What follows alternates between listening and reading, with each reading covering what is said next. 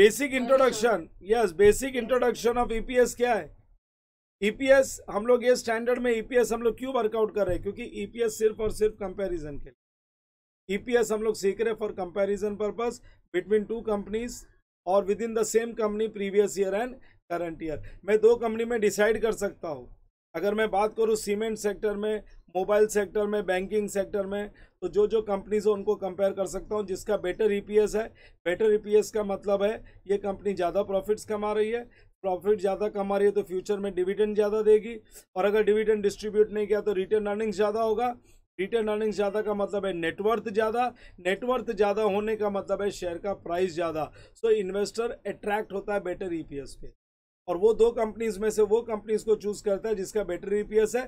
फिर वो कंपनीज का प्रीवियस ईयर का और करंट ईयर का भी वो ईपीएस चेक करता है कि प्रीवियस ईयर से करंट ईयर में क्या ग्रोथ।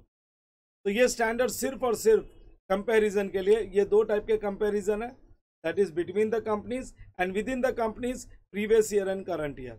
अच्छा, कंपैरिजन के लिए ईपीएस भी दो टाइप्स के हैं, basic EPS that is current EPS, actual EPS, and diluted EPS हम बोलते हैं फ्यूचर या expected EPS.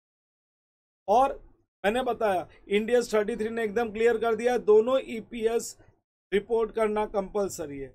It is mandatory not selective, कि मैंने बेसिक तो किया, मेरे पास इंफॉर्मेशन नहीं है, डाइल्यूटेड नहीं करूंगा। बोथ ईपीएस कैलकुलेट करना मैंडेटरी है।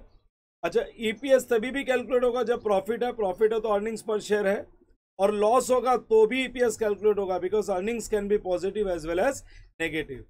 So Indias, this Indias is only for comparison purpose, for nothing else.